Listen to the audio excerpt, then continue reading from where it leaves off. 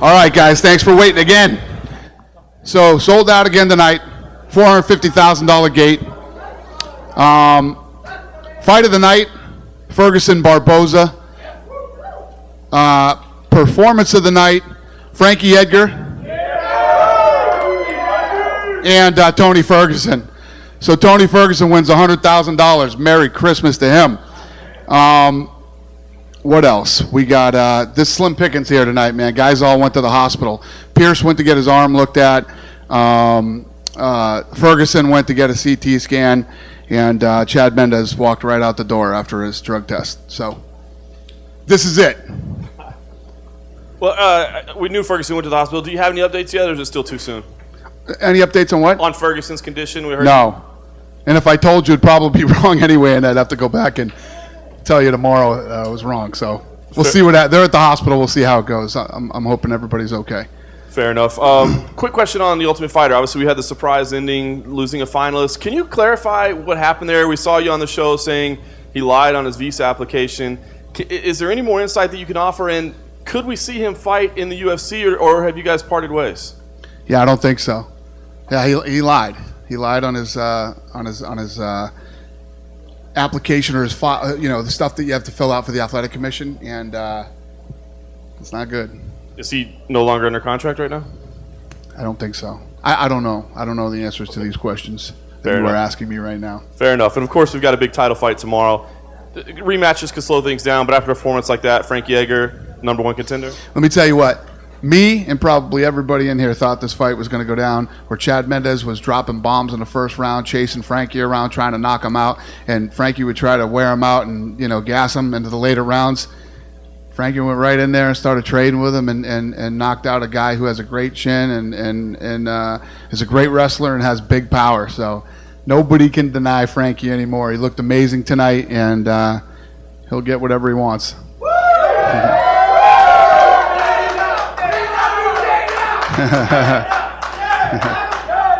Very nice. Frankie, obviously, probably one of the best wins of your career. I mean, I know you've been a part of a lot of big fights, but an excellent performance by you. Where does this rank, and did you ever envision a way that you could win this with a first-round knockout? Yeah, I always prepare for battles. I always get my mind right that I'm going to walk away with a bloody nose and stitches, and that's just how I like to prepare. I mean, just to mentally get right. But it was nice to walk out of there unscathed and with a KO, especially because everyone was talking about Chad's power. And, of course, it was something I had to worry about. But like I said, I got a little juice too. I asked you before the fight, if you had a preference, whether you'd face Aldo or McGregor, so you had something to worry about. But now that you've got to win, you're in that driver's seat. Is there a guy, whether it be because you think your style matches up right with him or because it's a guy that you'd rather fight, is there one that you would really prefer to fight? It really isn't. I look at it like, Aldo. I'd be nice to take it from Aldo. Since he's had been on top so long, and we had that close fight. And he got the W. But then again, McGregor's the big money fight. So for me, it's win-win. Either one. And last thing for you there. Certainly, there are scenarios where those guys could fight twice, close fight, whatever it may be.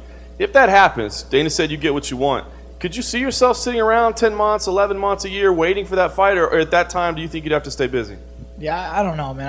I don't want to sit around for nothing, but I'm not making any decisions till I know what's going on. Frankie, just can you explain a little bit about you were a little more pissed off before this fight than you normally are, that you hadn't gotten it. Talk about what angered you and got you to that point where you were saying, hey, I'm not getting the kind of push that other guys are and that type of thing. I know the answer to that question. No, I just feel like I've been knocking on this door for this title shot for a while, and Dana never told me if I won a fight I was going to get it, but I know he told some other guys if they beat me they were going to get it. So I assumed if I beat them, MMA math, I should get it, right? But I know if I just kept putting myself in this position, I couldn't be denied, and here I am. I got it. Did you? When you weren't getting it, I mean, like, how did you react to it? Like, was your feeling like, hey, I'm going to go out there and I'm going to be even better just to prove Dana wrong? Was that sort of what your mindset was? It's tough to do. You can't. I just want to be better just because I'm in the gym all the time getting better. I want to be better because my coaches make me better. But yeah, I mean that's just going to be the effect of working that hard. I'm going to be better in there. I'm going to prove Dana that I deserve it. Dana, and why did it take so long when, he was looking so good in these fights? And like you said, hey, if Cub Swanson went to, he would get it or whatever the case may be. And this was a guy that was a former champion, a Hall of Fame type fighter. And what was it that took so long? Was it the rise of McGregor the way he did? Well, and sometimes you got to go out and you got to put the stamp on it, man. He put the stamp on it tonight. You know what I mean? We had the fight in the Philippines. That thing wasn't a barn burner, and I wanted Frankie to take this fight with Chad. And he put the stamp on it tonight. You cannot be denied. He went in there and looked spectacular, and I guarantee he's got people buzzing right now. People are interested. People want to see it. Question for Frankie. You told me before the fight, you said that if you won tonight, you would ask Dana for a ticket, want to be sitting front row tomorrow night. Is that the plan now? Yeah, I mean, I got the ticket before the fight, so it worked out anyway, But yeah, I'm going to be there for sure. Obviously you wanted to make a statement in this fight. You made a big statement in this fight. Do you think you did send a message to both Aldo and McGregor? I mean, obviously they're focused on their fight, but they can't ignore what just happened, that, you are the guy. I mean, whoever wins that fight, they got to be looking over their shoulder. Yeah, I think they knew I was coming, and now I just solidified it, and no matter what happens, I'll be knocking on that door, and they're going to answer it, and they're going to see me, because I'm coming for that title. Question for Ryan Hall. Ryan, you were just over in Ireland like a few weeks back training. Was it? I mean, obviously you accepted the fight with no hesitation, but just kind of your impression, because I talked to Artem and he said that you were literally teaching him heel hook defense when you were over there, and here you are trying to submit him 2 weeks later. I definitely was over in Ireland. I had a great time training there. John Kavanagh, the guys over there, Owen Roddy, Artem himself, are all people I have a great deal of respect for, and I actually had a fantastic time training with them. I think it made the fight a little bit more interesting than it might have otherwise been, even though the fight wouldn't have otherwise been, I guess, had it not been, for Saul dropping out. But, I think we probably had a little bit more insight into one another than we would have otherwise. But, at the end of the day, I came from jiu-jitsu where you compete against people, at a high level all the time, and you run in, same circles. So really, the fact that there was a pre-existing relationship there, I don't think it was terribly strange, from a competitive perspective. But Artem is just a tough and dangerous guy, and I don't credit the fact that he was able to stop, from being a finished night to me or anything like that. It was just that he's, he's well coached and he's a tough athlete. But it was definitely an interesting experience. I think that we both had a little bit of an idea what the other was looking for. But again, he came out southpaw knowing that I know that he likes to fight open side against against any opponent. It was interesting. I was glad to face a tough challenge. Were you shocked in that first round when you had that rear naked choke on that he didn't go out? I mean, it looked like, I thought he was out for a second, and then obviously he was able to slip out. Were you shocked that he was able to survive that? I'll be honest, then. Artem is one of the toughest things on 2 feet that I've come across. So I wasn't shocked that he was able to gut it out. I never had it fully locked, and his face was down, and we were in his corner, so I wasn't able to point him towards Faraz or Eamon or Ray and say, hey guys, how's things going? I just wanted to stick with the positional control that I had, and the fact that he was able to gut it out was honestly not surprising. I heard that his face is a little bit purple, but Artem's the kind of guy that either goes to sleep or does not tap at all. So, looking back, that wasn't shocking at all. I just wanted to make sure that I controlled the round and made sure that I got into the second without having noodle arms. And a question for Evan Dunham. Evan, I'm always brought back, when I see a great performance from you, I always remember that Sean Shirk fight, which, I think most people still believe to this day you got robbed, and that may have been a number one contenders fight. You've had some ups and downs, but do you feel like now, because you look better than ever tonight, that you are getting back to where you were at that point? It feels like you are, you should look great against Ross Pearson now tonight. Do you feel like you are getting back into that top 10, top 5 form you were just a couple years ago? Yeah, that's the goal. I definitely coming into my own a little bit more as, a more developed fighter. So, I think I'm right there, trying to get those spots. So just keep doing what I'm doing, and I'm sure I'll get there. Question for Frankie Edgar. Frankie, we've seen you finish fights in a lot of different ways throughout your UFC career, and we've seen you TKO some high-profile opponents like BJ Penn, like Gray Maynard. The one thing we haven't seen you do in the UFC, though, those tended to be cumulative effects over multiple rounds. The one thing that we hadn't seen you do yet was a very early one-punch, two-punch knockout like we got tonight. Do you think this was the perfect time to pull that out of your back pocket, create a highlight reel moment to potentially market a title fight for the featherweight title? Yeah, absolutely. With everything on the line and, the title being up for grabs, and this weekend that as big of fights that we're having this weekend, I knew I had to stand out, and it couldn't happen at a better time with a big KO. Question for Ryan Hall. Ryan, were you surprised at Artem's inactivity when he was in your guard? Obviously, you were dominating him with your jiu-jitsu, but it seemed like even when he had top position, he was not having a lot of luck even trying to break your guard or to throw elbows or punches. I think that both of us had a clear path to victory. He, obviously on the feet, his job was to get in there and land shots that would have my face looking different than it does right now. And, my job was to try to maintain distance and then close the gap safely when I could. Coming from the jiu-jitsu background that I do, I'm very comfortable with people trying to hit me. And I think that, I think that maybe he was aware of that. The more that people swing on you, the more openings there are. So definitely he could have caused some damage, but I think that might have opened him up in a way that he didn't open up during the fight. I think it was a calculated risk on his part, potentially giving up, time in the round to hopefully stand back up and take my head off, and fortunately it worked out for me. And Dana, if I could follow up with you on that question. Obviously, the bar for the Ultimate Fighter was set very high and very early by Griffin and Bonner. We're not going to get that every season. But is it still satisfying to you when we get a fight like tonight, which was not close, it wasn't competitive, but we clearly got a winner who belongs in the UFC? Is that a close second to you in terms of satisfaction as a promoter? I don't really. What are you asking me? Well, obviously you'd like to have Griffin and Bonner every season, but if you have a fight like this so tonight, you're saying this fight was shitty and No. Bonner Griffin was awesome, and this one isn't that. But we got a guy who, listen. At the end, I'll tell you what. If any of you saw what I tweeted after that fight, what drove me crazy was that Herb Dean let him stay on his back for the last 3 minutes standing. No damage is being done. Nobody is really advancing their position. And this is for everything. This is for the Ultimate Fighter. You know what I mean? Stand it back up. And I think Herb, who I think is one of the best, I think he didn't do his best tonight. And then I saw a lot of people talking about, negatively about him.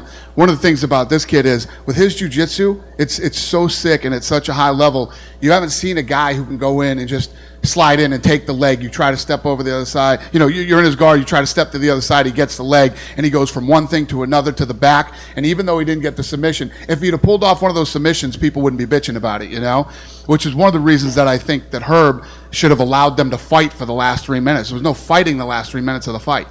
That's irritating, and that I think that leaves a bad taste in everybody's mouth. But every season we're going to bring guys in, and weird things happen on the show every time. This kid got an opportunity, and he took it. He took it, and he won. That's what it's all about.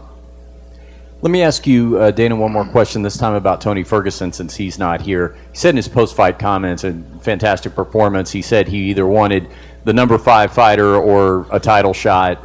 Michael Johnson is booked at the moment, but does that general direction for him make sense for you? Is that what you're envisioning for him? No doubt. Much like Frankie Edgar, Tony Ferguson looked incredible tonight, and so did Edson Barboza. And much respect to Edson Barboza for taking that kick to the face, illegal kick to the face, and then continued. A lot of guys would have quit with that, and would have won the fight. He continued to fight, and both guys looked amazing. Even after the kick to the face, Edson was rocked, and he landed nasty shots to the body, kicks to the legs, punches to the head. It was just, that fight was one of the best fights of the year. And lastly, for Evan Dunham, Evan, we saw a pretty impressive, to say the least, striking performance from you tonight. I think you threw over 300 strikes, landed about half of them. So, not only are you on this 3-fight win streak, but later in your career, you're really showing an evolution as a striker. What do you attribute that to? What's been going on with your striking game recently that's created that progress? I have a new coach, Chaz Mookley. I've been working a lot with. I've been sparring a lot less, so I take a lot less damage, and so my body's a lot more healthier, and I've been working on a lot of mobility stuff, and so I'm able to move, as opposed to always taking beatings in the gym and, not able to move because my body's hurt. So it's been a lot more recovery and just working on the fundamentals, so. that's pretty much what I attributed to. Thanks. Question for Dan over here. Other side. Right here. I can't see in the All right, lights well, anyway. it doesn't matter. Bad. Oh, I see. All right. Yeah, it wasn't that long ago when Edgar was defending his 155-pound title. You were talking about him being the best pound-for-pound fighter in the world, but you still wanted him. I think wanted him to move down at some point Right. to a more of a natural. Now that he's doing this, how do you feel about that? Like, where do you rank him in that? It's awesome. I love him here. You know, Frankie's got a ton of heart, a great chin, and he just keeps coming forward, man. He's a dog.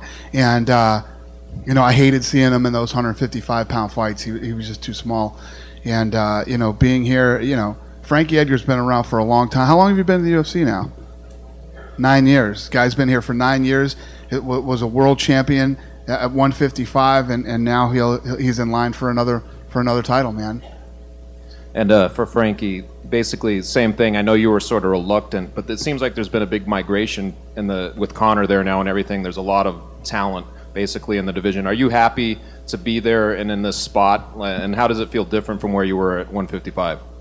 Yeah, I'm definitely happy. You know, I think our division is the most talked about division, you know, in the UFC right now, and you know, I credit that to Conor and the way he promotes himself and talks bad about everyone else. You know, it makes people want to watch us fight. Either we watch him win or watch him lose, whatever it may be. But yeah, you know, I guess it was definitely a different landscape than it was at 55 when I was there. You know, BJ was the man. I kind of came in and kind of, you know, juggled that division up, and you know, but I'm happy where I'm at right now for sure. Question for Ryan: Have you, to your left, have you decided where you will train for your next fight now? I spend most of my time training in 50-50 Jiu-Jitsu, my academy in Northern Virginia, right outside of Washington, D.C. But, you know, I trained at TriStar for this one. I had to spend a little bit of time at SBG as well. I had a great time there. But, you know, and I spent a lot of time at Upstate Karate in South Carolina. Stephen Wonderboy Thompson's gym he trains out of. And, you know, I always bounce around a little bit. But, you know, TriStar's been the team that I've been with from the start. And, you know, the Thompson family has helped me immensely as well. So, really, I feel like I've got a great group of people that I work with. Do you foresee going back to SBG? You know, honestly, I've always gotten around and trained quite a bit. You know, I think that comes from just habits from jiu-jitsu. And Gunny Nelson is someone that I've always, you know, trained with and someone that I respect a great deal. I was actually over at Mjolnir in Iceland earlier this year. So, you know, I've always maintained a lot of autonomy when it comes to training here and there, and I don't envision that stopping, no. And for Dana, usually when one season of The Ultimate Fighter ends, we have some sort of idea what's coming next. Is there anything you could tell us about season 23? Tryouts are Sunday, so tryouts are on Sunday and Monday. Tryouts are on Monday. As far as coaches. Thank you. As far as coaches. Did we announce the coaches? No, I'm asking you. You can announce them right now if you want. We didn't announce it yet. Usually you're the one to announce Oh, it. I do? Yes. Not right now? No. Okay. I don't know if we can we announce it? No. It's a big it. weekend. Dave Schaller said no. All right. And just a question for Frankie. I can't really see what you're doing over there. I think you're looking at your phone. Is that you're not looking at it? You just have a big smile on your face looking down. So I'm wondering what, like, you just seem to be the happiest man in Las Vegas. Is it the feedback coming in? What's going through your mind right now? Yeah, I'm just I'm heading back to New Jersey, man. Got a lot of love back home. Just people texting me. Just a lot of texts. Just getting back to them. All right. Thank you. He's bored with this press conference. Do we have any more? Yes. Question I'll for do Dana one White. more. Yes, sir. Where does Chad Mendes go from this? Because, you know, he took the Conor McGregor fight short notice, came up short, and, you know, got defeated there, and now he gets another pretty big loss. Where do you see him going? I mean, will he? Well, ever if you fight for a look, I title? think he's got 3 losses. He lost to Jose Aldo, who hasn't lost in 10 years. He lost to Conor McGregor, took that fight on short notice, and Conor's one of the best guys in the world, and he just lost to the number 1 guy in the world. It doesn't really put him in a horrible place other than the fact that he lost 3 in a row, and I'm sure he's not happy about that. You know, he's got to get back in the gym, figure some things out, and come back. And we were hoping you could maybe clarify something, because there were some rumors flying around. You mentioned Saul's visa issues. There were some rumors that maybe either David Tamer or Martin Svensson would compete at the TUF finale, but that there were some visa issues there as well. Is there any truth to those rumors? I don't think so. No, the first guy I think we went after was him. But I mean, on the preliminary card, because usually there's again questions I don't know the answers to. I have no idea. Is there any at all possibility that we see one of the Swedish fighters competing in the UFC in the future? Yeah, possibly. Yeah, Maybe London. and maybe. I don't know. I don't know the answers. Okay, thank you. All right. I've got one more for you, Dana. All right. Big show tomorrow. Big show tomorrow. Takes you back to UFC 189. That was a huge show as well. The staging was something a little bit special back then. What have you got special planned for tomorrow night in terms of fighter entrances and things like that? Have we got anything special to look forward to tomorrow night other than the fights themselves? I'll blow the suspense. We don't have any acts playing tomorrow or anything like that. There's some new things that we're doing as far as production goes, but no music. No. All right, great It'll stuff. be the standard. That'll do. Yeah. Great Cool. stuff. Thank you. All right. Thank you guys so much. We'll see you tomorrow.